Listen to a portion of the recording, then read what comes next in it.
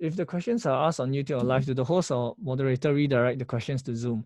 Okay, so earlier I mentioned you have your moderator, right? So part of your moderator's job will be help redirect these questions on Zoom. As I mentioned before, there is a chat function, and my co-host will be Rayan or Hafiz.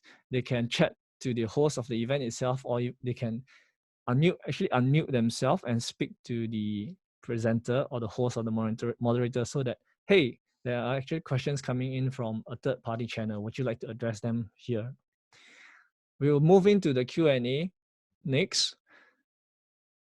This is basically why we are doing this webinar. The Q&A is visible to all panelists. So the whole PixelStudio crew can see your questions coming in.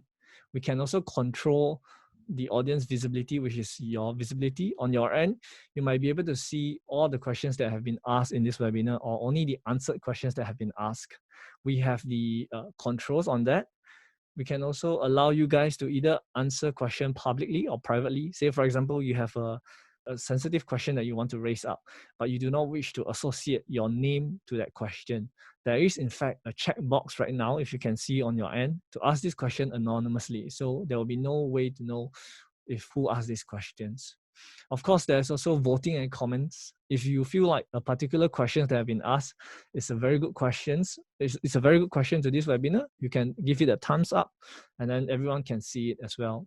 This is an example of a Zoom webinar that I've attended earlier. I'll just share with you guys.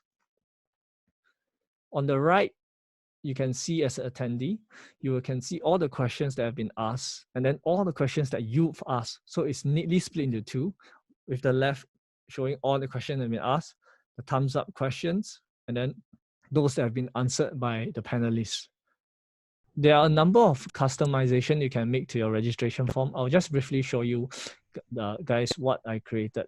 So as you can see from the one that you guys used to register for this webinar, I set it compulsory for your first and your last name, your email address, your title and your department, and your staff ID. If you want to amend this information, you can do so by going to your web portal under invitation, right? Edit your registration form. Say, for example, you don't want these questions to be asked. You can just uncheck it. And then if you want to ask a different question, you can say, okay, what is your NRIC, for example? This is how you can create custom questions for your own registration form. Again, if you are not happy with this question for your form, you can just delete it. Of course, you don't have to use this registration form. Say, for example, if you're more comfortable with the traditional ways of forms in SOE, maybe you want to create an event on the NLB event page, you can do so. By doing so, you can just edit your webinar again and removing the need for registration via Zoom if you are unsure of sharing your information via Zoom. Just as simple as a check mark. Another question from Callista. Meetings are susceptible to Zoom bombing. Any risk we should be aware for webinar? I'm not entirely sure what you mean by Zoom bombing, but earlier on I mentioned in the control panel as a host, you can actually go and log the meeting. I'll just bring it up and show everybody. By logging your webinar, no one else can join your webinar. You're essentially closing your doors to the public. So it's a good way to effectively stop anybody else from coming in.